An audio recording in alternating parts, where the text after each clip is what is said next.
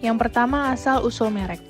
Latar belakang lahirnya undang-undang merek antara lain didasari munculnya arus globalisasi di segenap aspek kehidupan manusia, khususnya di bidang perekonomian dan perdagangan.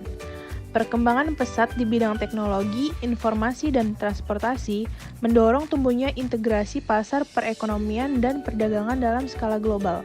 Era perdagangan global tersebut hanya dapat dipertahankan jika didukung oleh adanya iklim persaingan usaha yang sehat. Perlindungan hukum terhadap merek merupakan salah satu cara untuk memperkuat sistem perdagangan yang sehat.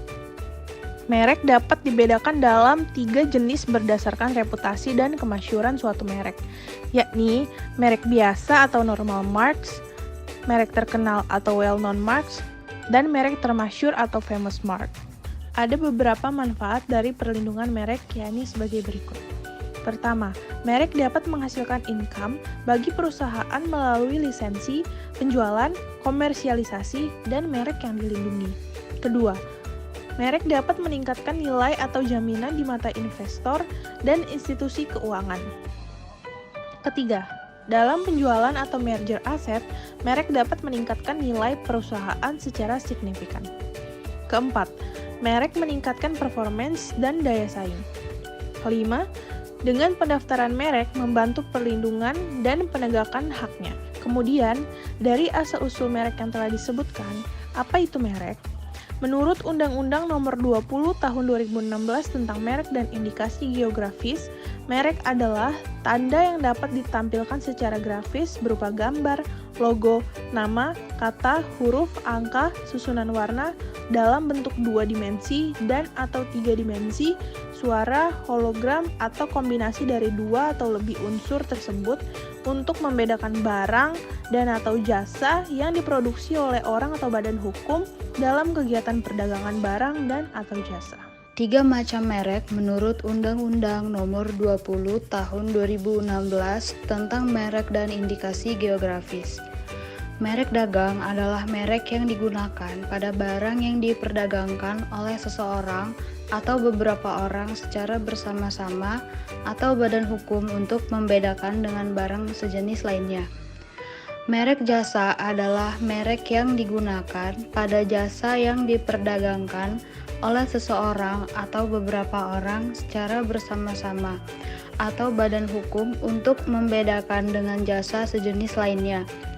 Merek kolektif adalah merek yang digunakan pada barang dan atau jasa dengan karakteristik yang sama sifat, ciri umum, dan mutu barang atau jasa, serta pengawasannya yang akan diperdagangkan oleh beberapa orang atau badan hukum secara bersama-sama untuk membedakan dengan barang dan atau jasa sejenis lainnya. Siapa yang berhak atas merek?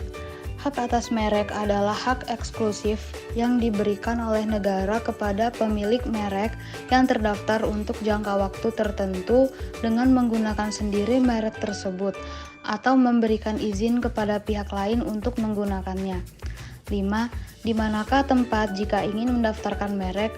Untuk bisa mendapatkan merek dagang, Anda harus terlebih dahulu mendaftarkan dan mematenkan merek usaha ke Direktorat Jenderal Kekayaan Intelektual atau DJKI, Kementerian Hukum dan HAM. Namun perlu diingat bahwa dalam pasal 20 Undang-Undang MIG mengatur tentang merek tidak dapat didaftar jika bertentangan dengan ideologi negara, peraturan perundang-undangan, moralitas, agama, kesusilaan, atau ketertiban umum, sama dengan berkaitan dengan atau hanya menyebut barang dan atau jasa yang dimohonkan pendaftarannya. 6. Bagaimana cara mendaftarkan merek barang atau jasa? Menurut Undang-Undang Nomor 20 Tahun 2016, Pasal 4 tentang merek dan indikasi geografis adalah: pertama, permohonan pendaftaran merek diajukan oleh pemohon atau kuasanya kepada menteri secara elektronik atau non-elektronik dalam bahasa Indonesia. Kedua, dalam permohonan sebagaimana dimaksud pada ayat 1 harus mencantumkan a. tanggal, bulan, dan tahun permohonan, b. nama lengkap, kewarganegaraan, dan alamat pemohon, C. Nama lengkap dan alamat kuasa jika permohonan diajukan melalui kuasa. D. Warna jika merek yang dimohonkan pendaftarannya menggunakan unsur warna. E. Nama negara dan tanggal permintaan merek yang pertama kali dalam hal permohonan diajukan dengan hak prioritas. Dan F. Kelas barang dan atau kelas jasa, serta uraian jenis barang dan atau jenis jasa. Ketiga, permohonan ditandatangani pemohon atau kuasanya. Keempat, permohonan sebagaimana dimaksud pada ayat 1 dilampiri dengan label merek dan bukti pembayaran biaya.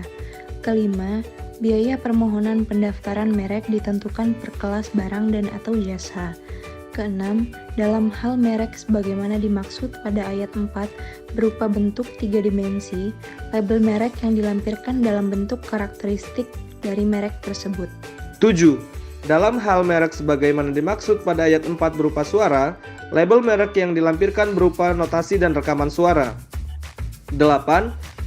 Permohonan sebagaimana dimaksud pada ayat 1 wajib dilampiri dengan surat pernyataan kepemilikan merek yang dimohonkan pendaftarannya. Dalam praktiknya, pendaftaran merek di Indonesia menganut sistem konstitutif.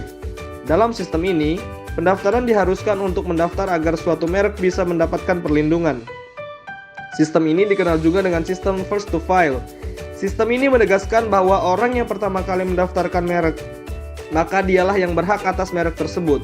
Walaupun Indonesia menganut pendaftaran merek dengan sistem konstitutif, pelindungan merek terkenal yang belum terdaftar di Indonesia tetap akan mendapatkan pelindungan, karena Indonesia sudah meratifikasi Konvensi Paris dan Perjanjian TRIPS. 7. Kenapa merek dibutuhkan? Ada 3 hal alasan perlindungan hukum atas hak merek itu dibutuhkan, antara lain 1. Untuk menjamin adanya kepastian hukum bagi para penemu merek, pemilik merek, atau pemegang hak merek. 2. Untuk mencegah terjadinya pelanggaran dan kejahatan atas merek, sehingga keadilan hukum dapat diberikan kepada pihak yang berhak. 3. Untuk memberi manfaat kepada masyarakat agar masyarakat lebih terdorong dalam membuat dan mengurus pendaftaran merek usaha mereka.